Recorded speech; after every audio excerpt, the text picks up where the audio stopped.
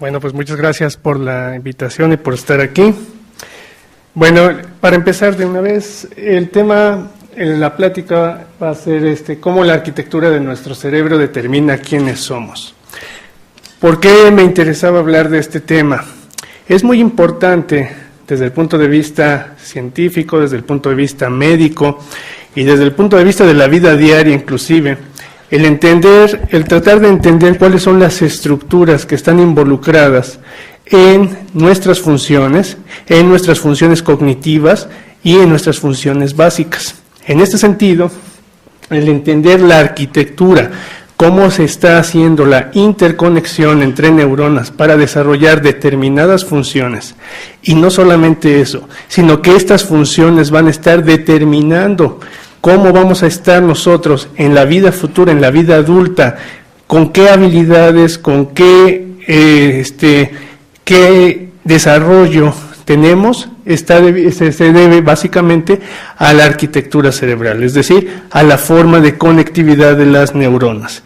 Vamos a empezar diciendo que dentro de esta idea de cómo la arquitectura, cómo la forma determina una función, en la biología y en la naturaleza existen muchas reglas obviamente no escritas, no estamos hablando de que alguien las dictó, ha sido un proceso evolutivo, en donde ya podemos mencionar. ¿Por qué estoy poniendo esto aquí?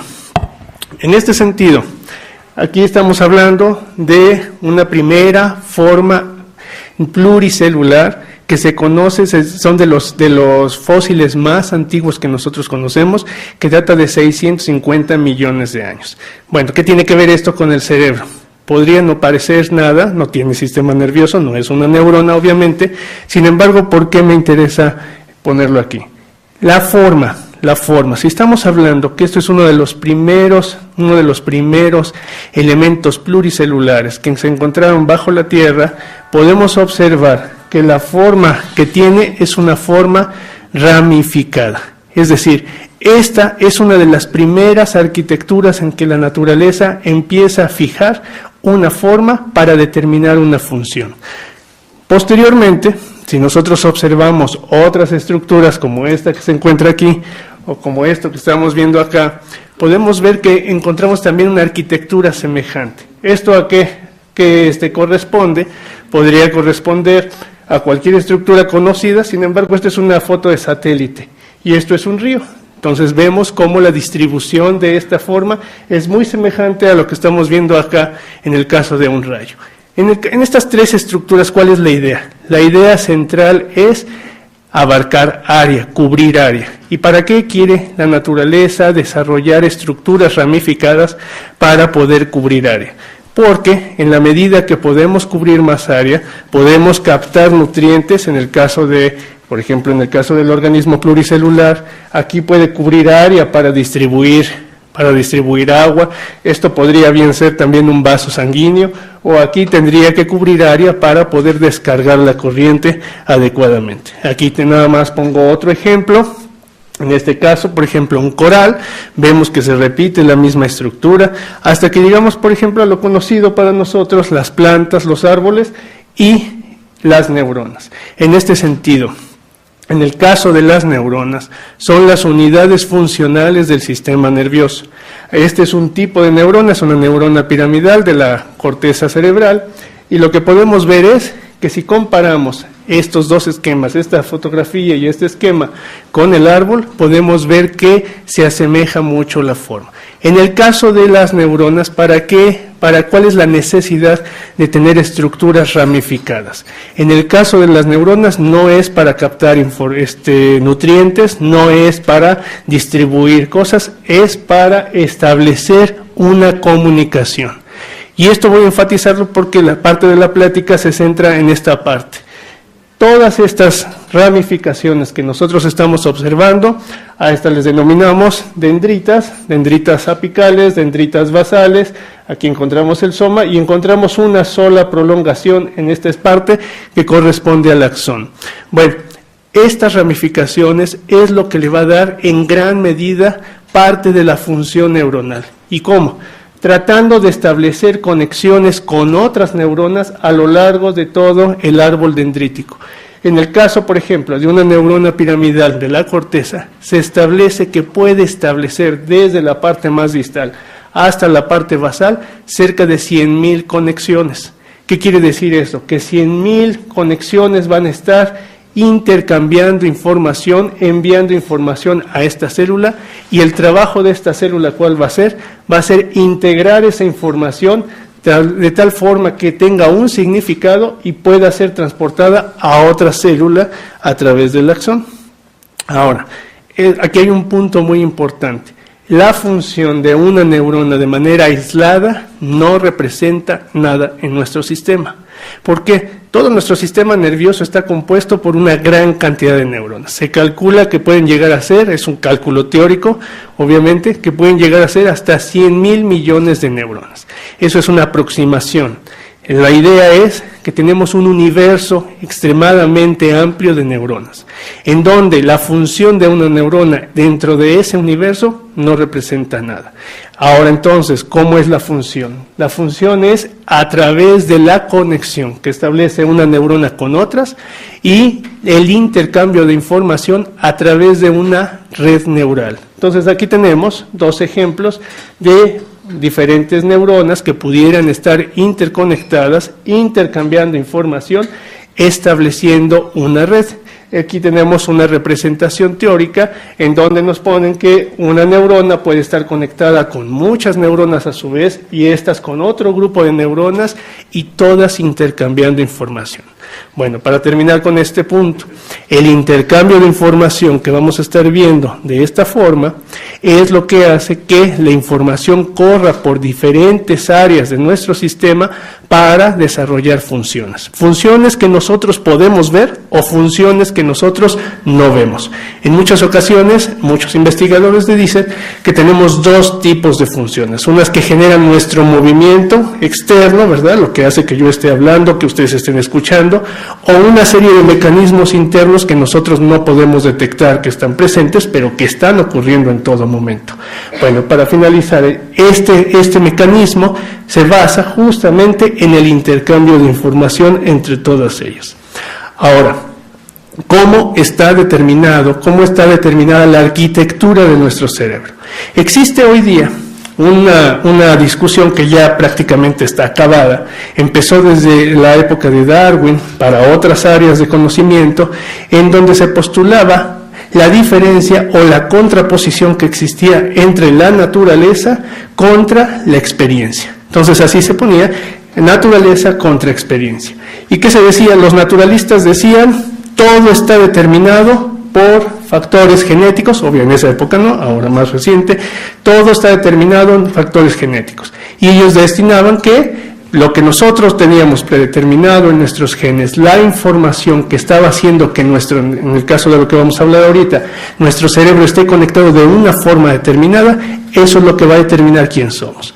Y los que hablaban de la experiencia, hablaban de la famosa tabula rasa. ¿A qué se refiere la tabula rasa? Decía, somos como un papel en blanco, en donde toda la experiencia y todo el ambiente es lo que nos va a ir moldeando. Bueno, hoy día esta discusión está terminada. ¿Por qué? Porque se sabe perfectamente que somos una combinación de factores, de los factores genéticos y de los factores del ambiente y la experiencia. En este sentido, para el sistema nervioso, los factores genéticos van a determinar, nuestros genes van a determinar el desarrollo de nuestro sistema nervioso de acuerdo a cánones que ya tenemos preestablecidos como especie. Y siempre, todo ser humano tendrá un desarrollo semejante, a menos que exista alguna alteración genética. Pensando en que no existen alteraciones genéticas, nuestro desarrollo tendrá que ser de la misma forma, no va a variar. Obviamente, en este desarrollo genético puede haber variables que ustedes lo conocen en sus clases, variables anatómicas o variables funcionales, pero siempre dentro de un patrón grueso. Entonces, ¿qué es lo que vamos a tener? Nosotros ya tenemos preestablecido una forma de conectividad genéticamente preestablecida que crea nuestras estructuras, que va a formar las diferentes partes de nuestro sistema nervioso, pero existe una diferencia muy importante. A partir de ya tener un cerebro totalmente formado, este aún no es 100% funcional y tampoco estructuralmente está terminado. En el caso de los mamíferos y en el caso particular de los humanos, nosotros tardamos en madurar este proceso 20 años. Aproximadamente de 18 a 20 años, es decir que muchos de ustedes aún están en proceso de maduración, ¿verdad? No cesa el proceso. ¿Cuál es la diferencia con otros organismos? Por ejemplo, con un reptil. Si nosotros comparamos el desarrollo del sistema nervioso de un reptil, el reptil nace totalmente maduro, capacitado. ¿Por qué? Por sobrevivencia. El reptil en el momento del nacimiento ya tiene que interactuar con el medio al 100%. Bueno, ¿y esto por qué lo estoy mencionando? ¿Cuál es la diferencia, cuál es la importancia de que un mamífero nazca en su sistema nervioso todavía sin terminar esta conectividad y el reptil ya? Lo que estoy diciendo. En el caso de los factores genéticos, en el caso del reptil, la conectividad ya se estableció, ya se completó y hay poco que puede tener de cambios posteriores. Es decir, vamos a tener un proceso plástico muy pobre. ¿A qué nos referimos con el proceso plástico? Nos referimos a cambios que van a ocurrir posteriores al nacimiento y que pueden modificar parte de esta función. Sin embargo, en el caso del mamífero, va a tener cambios plásticos muy intensos postnatales. Quiere decir que entonces ya se establecieron las bases y ahora todo el ambiente va a estar promoviendo o frenando cualquiera de las dos situaciones como se dé la conectividad. Insisto, esto va a ser a lo largo de la vida. Bueno, el punto al que quiero llegar es: estos cambios plásticos determinan que cada individuo sea expuesto a diferentes factores. Aún en los estudios con gemelos monocigóticos, donde podemos asegurar que la carga genética es idéntica y que la estructura es idéntica, a lo largo de 20 años se puede ver que los dos individuos se desarrollan de manera distinta. Tal vez no va a haber una diferencia radical por esta carga genética tan fuerte. Sin embargo, el ambiente al cual estuvo sometido uno u otro, la información que captó uno, que captó el otro, fue distinta. En este sentido, la arquitectura neural es la parte que está constantemente en cambio y que a eso le vamos a denominar entonces estableciendo procesos plásticos.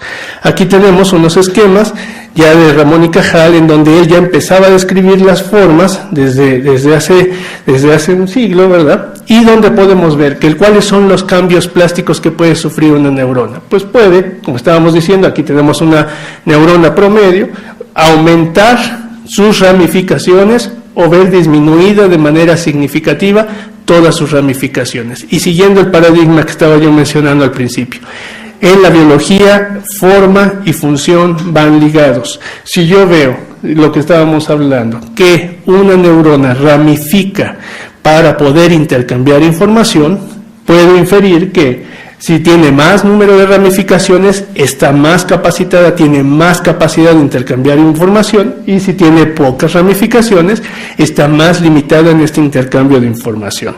Y esto lo vamos a ver con ejemplos concretos posteriormente. Aquí lo que podemos ver es que el cambio de información no solamente se va a basar en el desarrollo de las dendritas. Tenemos, por último, unas estructuras establecidas en las dendritas, como ustedes pueden ver aquí, unas especies de gránulos que les denominamos las espinas dendríticas.